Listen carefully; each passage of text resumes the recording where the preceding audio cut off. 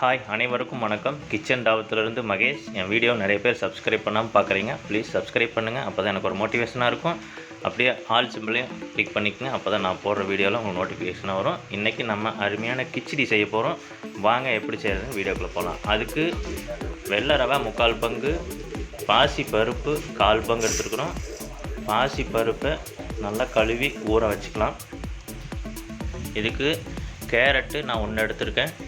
Beans ஒரு 5 piece, பெரிய வெங்காயம் ஒரு சின்னதாக எடுத்திருக்கேன். பச்சை மிளகா 2 நம்பர் கட் பண்ணி வச்சுருக்கோம். கருவேப்பிலை, தக்காளி ஒரு சின்ன தக்காளி எடுத்துருக்கிறேன். கடுகு, சீரகம். வாங்க எப்படி செய்யறதுன்னு பார்க்கலாம். இதுக்கு ஒரு குக்கர் எடுத்து வச்சு அடுப்பை பற்ற வச்சுக்கோங்க. 4 பங்கு தண்ணி ஊற்றுங்க. 1 பங்கு ரவை தாலுக்கு 4 பங்கு தண்ணி ஊற்றுங்க. தண்ணி கொதி வந்தோன்னா ஊற வச்சுருக்கிற பருப்பை ஆட் பண்ணிக்கிறோம். அதுலேயே ரவையும் ஆட் பண்ணிக்கிறோம். மூடி போட்டு ஒரு 3 விசில் விட்டுருங்க.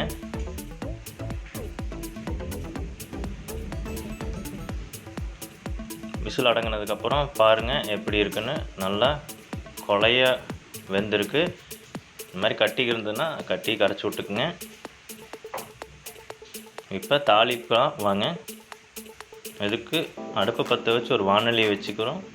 சூடானோன்னே வீட்டிலே செஞ்ச நெய்யுங்க. இது ஒரு 3 டேபிள் ஸ்பூன் ஆட் பண்ணியிருக்கேன். நெய் சூடான உடனே கடுகு, சீரகம் போட்டு தாளிச்சுக்கிறோம். கருவேப்பிலை, இஞ்சி, பச்சை மிளகாய், வெங்காயம் இது எல்லாத்தையும் போட்டு நல்லா வதக்குங்க. இப்போ தக்காளி ஆட் பண்ணிக்கிறோம். அதையும் போட்டு நல்லா வதக்கி விடுங்க. இது தேவையான உப்பு. நான் அந்த ரவைக்கும் தாலுக்கும் உப்பு போடலைங்க, அதுக்கும் சேர்த்து இதிலே போட்டுட்டேன். இப்போ கேரட், பீன்ஸ் ஆட் பண்ணி அதையும் நல்லா வதக்கி விட்டுக்கலாம்.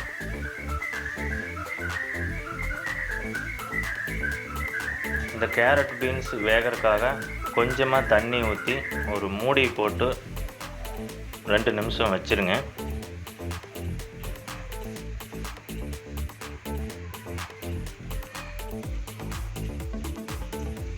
பாருங்கள் வெந்துருச்சு.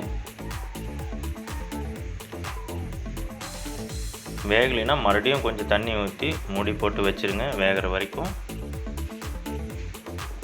இப்போ நம்ம தாலையும் ரவையும் இதில் ஆட் பண்ணிக்கலாம். அவ்வளோதாங்க, முடிஞ்சிச்சு. மிக்ஸ் பண்ணி விடலாம்.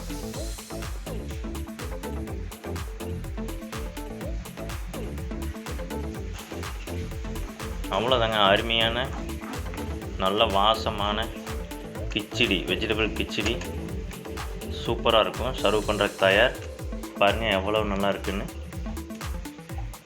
டேஸ்ட்டு அவ்வளோ சூப்பராக இருக்குங்க. சாப்பிட்டே இருக்கலாம், நிறுத்த முடியாது, அந்தளவுக்கு இருக்கும். மல்லித்தலையை தூவிக்கிங்க. இப்போ இதுக்கு ஒரு சட்னி. இது சட்னி எப்படி செய்கிறதுன்னு நான் ஒரு கார்டு கொடுக்குறேன், அதை பார்த்து செய்யுங்க. நல்லாயிருக்கும் சட்னி, காரசாரமாக. இந்த கிச்சடிக்கும் அந்த சட்னிக்கும் அவ்வளோ சூப்பராக இருக்கும். பாருங்கள், இந்த மாதிரி தண்ணி சட்னி ஊற்றி சாப்பிட்டு பாருங்கள், அவ்வளோ சூப்பராக இருக்கும். வீடியோ பிடிச்சதுன்னா சப்ஸ்கிரைப் பண்ணுங்கள், லைக் பண்ணுங்கள், ஷேர் பண்ணுங்கள். இன்னொரு நல்ல வீடியோவில் சந்திப்போம். அதுவரை கிச்சன் தாவத்திலிருந்து மகேஷ்.